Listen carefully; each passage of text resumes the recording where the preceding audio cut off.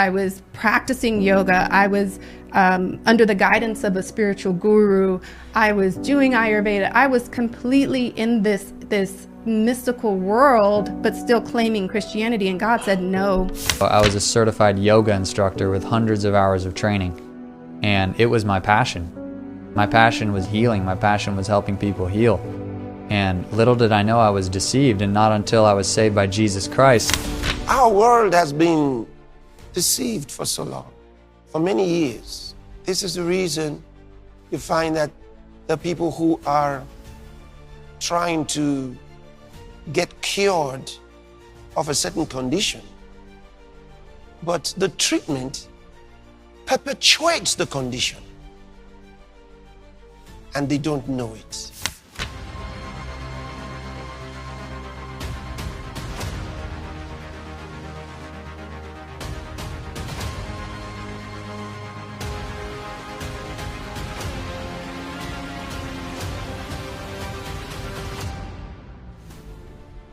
Throughout history, the world has been misled through various strategies and practices in the pursuit of good health and a better livelihood.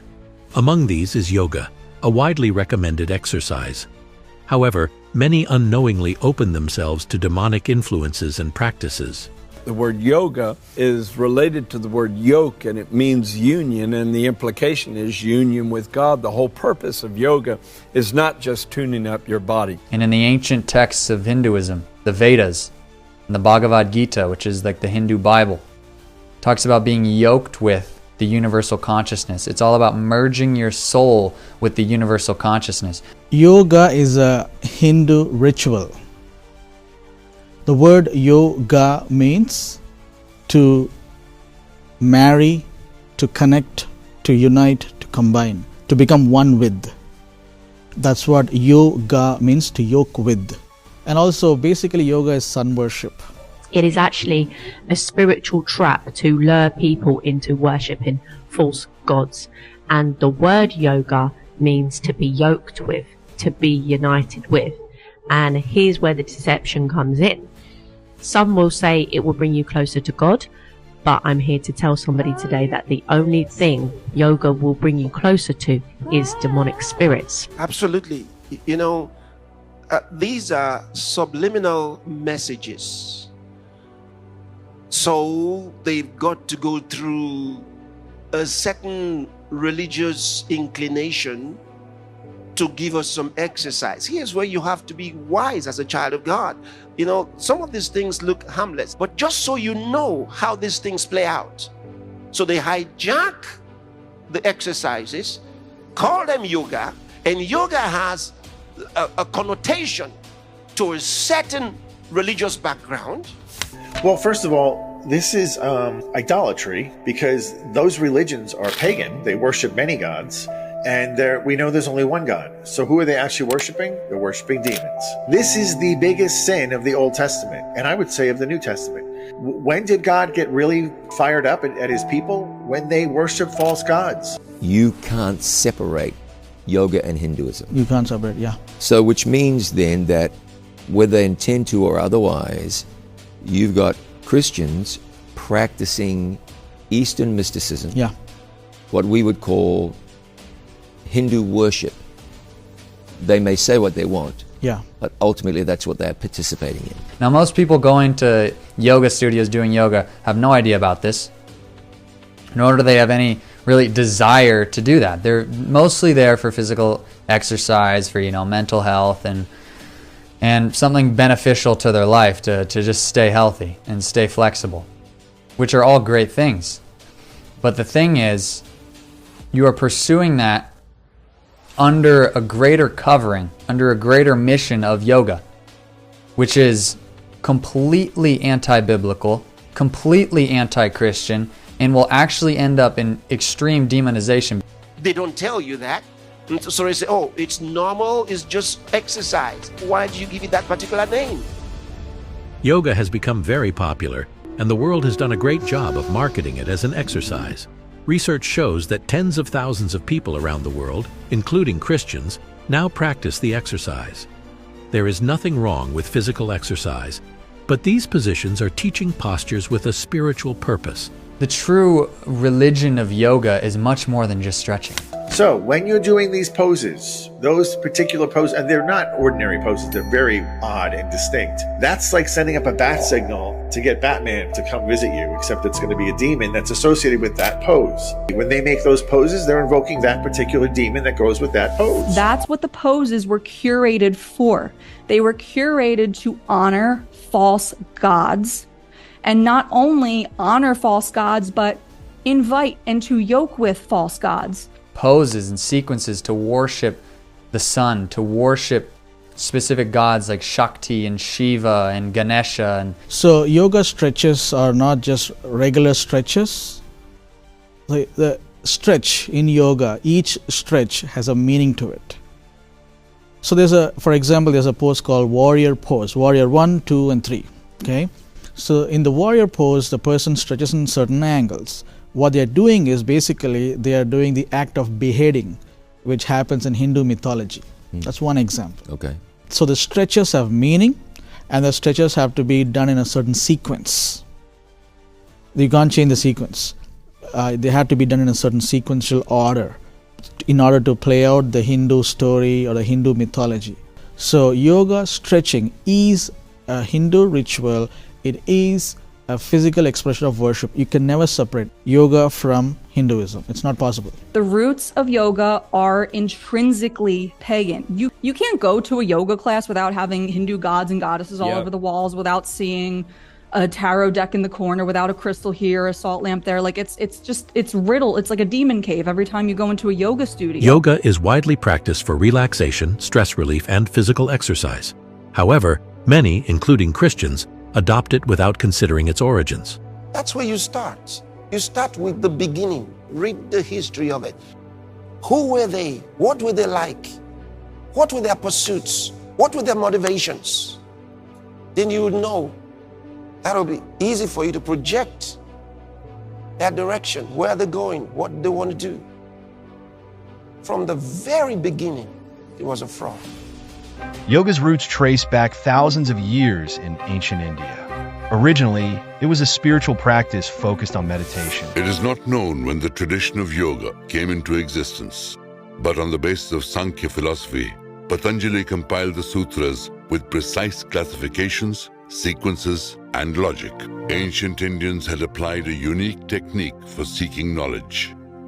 Here, the experimentation, testing, and observation were not performed externally, but inside the human body and mind. The process of concentrating the Chitta consciousness is yoga. Therefore, yoga in India left its mark on many philosophies, arts, and sciences. According to Hindu philosophy, the source of yoga is Shiva, but the main guru or the founder also, some people say father, some people say is the serpent. And the serpent, according to Hindu teachings, mythology, serpent took the form of a human being, and he wrote 195 aphorisms, means wise sayings. So all of yoga will fit into that 195 wise sayings that supposedly this wise serpent wrote. And that is the foundation of all yoga practice. So if I'm a Christian and I'm reciting, let's say, Psalm 23 or Psalm 91, and I keep doing yoga stretches, then the stretches, I'm attributing it to serpent and the source Shiva. So it's got to have some root from somewhere. Then the next thing you know is you are having to say some words that you don't even know the meaning. You have to recite those words. Now you're talking to demons and you don't know. And there's a lot of people right now being demonized doing Christian yoga, having yoga at the church. And like I had a pastor one time like, why are you talking about yoga? We have yoga at the church. And I'm like, dude, if you're having yoga classes at your church, you need to shut down your church. You are literally opening up a demonic portal, a demonic realm. So in our world today, we have to pray. You see, I've told you what Satan does is he takes the good intentions of men and he forms evil things out of them, takes advantage of them and lures them into evil. And Jesus called Satan a murderer. Doctors now recommend yoga to their patients, and the United Nations has even introduced it to children in schools and colleges. On social media, over 60 million daily posts are related to yoga. In 2024, over 41 million yoga studio businesses existed in the United States, according to market research. Well, yoga promises the ability to be able to penetrate the spiritual worlds and to experience them. And so that was the attractiveness of it to me. Yeah. I wanted to know who I was, why I was alive, and most importantly, what the future held for me. You know, I want to have some level of peace of mind, you know, if work is so busy, things are so stressful. Because that's what yoga is being marketed as, sort of a health supplement to your lifestyle, you know, sort of a healing, you know, modality to help you be more productive, to help you have better peace of mind, have better joy and happiness in life. You should not be seeking those things from yoga. You should seek them from Jesus Christ.